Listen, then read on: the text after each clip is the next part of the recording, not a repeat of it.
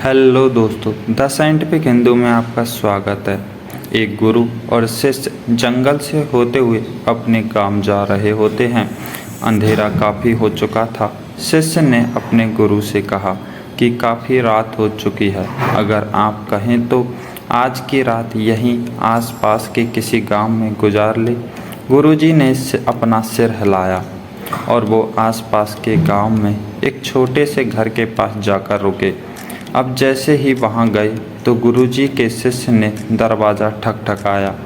उस घर से एक गरीब आदमी बाहर आया तो गुरुजी ने बोला, हम अपने गांव जा रहे थे, लेकिन काफ़ी रात होने की वजह से हमने इसी गांव में रुकने को सोचा। क्या हम आज रात आपके यहाँ रुक सकते हैं? गरीब आदमी बोला, हाँ क्यों नहीं, आप दोनों अंदर आ जाइए। अब जैसे ही गुरुजी अंदर गए, उन्होंने देखा कि उस आदमी के घर में बहुत ज़्यादा गरीबी थी।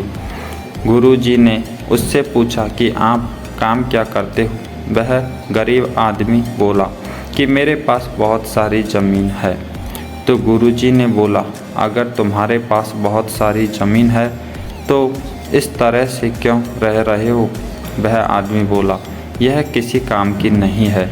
गांव वाले बोलते हैं कि ये बंजर ज़मीन है, यहाँ पर कुछ भी उगाया नहीं जा सकता।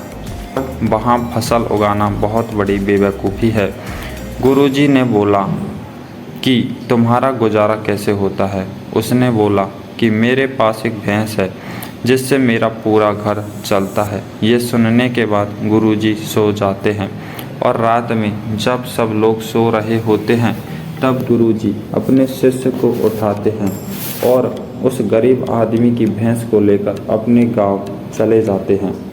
शिष्य अपने गुरु से पूछता है कि गुरुजी, कहीं आप ये गलत तो नहीं कर रहे हैं?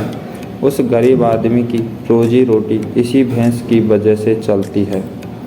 तो गुरुजी अपने शिष्य की तरफ देखते हैं और मुस्कुराते हुए आगे बढ़ जाते हैं। उस बात को तकरीबन 10 साल गुजर जाते हैं और जो गुरु का शिष्य था वह बहुत बड़ा गुरु बन चुका था। दिन उसे उस गरीब आदमी की याद आती है कि मेरे गुरु ने उस आदमी के साथ अच्छा नहीं किया था। मुझे एक बार चलकर देखना चाहिए कि वह आदमी अब किस परिस्थिति में है। वह शिष्य उस गांव की तरफ जाता है और वहां जैसे ही पहुंचता है तो वह देखता है कि जहाँ पर उस गरीब आदमी का झोंपड़ा था वहाँ पर एक बड़ा ही आलीशान महल बन चुका है। उस झोंपड़ी के बाहर जो बंजर ज़मीन थी उस पर फल और फूलों के बगीचे थे।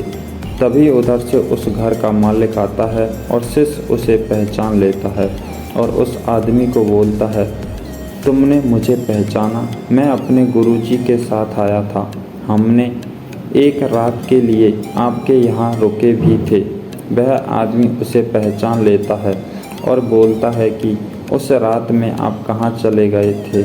और उस रात के बाद ही मेरी भैंस कहीं चली गई थी। मेरे पास कोई रास्ता नहीं था तो मैंने अपनी ज़मीन पर मेहनत की और फसल निकल आई। आज मैं इस गांव का सबसे बड़ा और सबसे अमीर आदमी बन चुका हूँ। ये सुनने के बाद शिष्य के आंखों में अपने गुरु के लिए आंसू आ गए और उसे ये बात अब समझ आई और वो रोने लगा।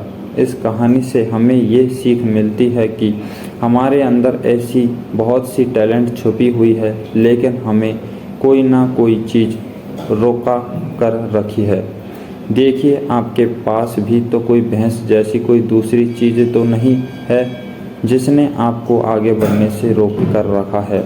आज के लिए बस इतना ही। जय हिंद, जय भारत।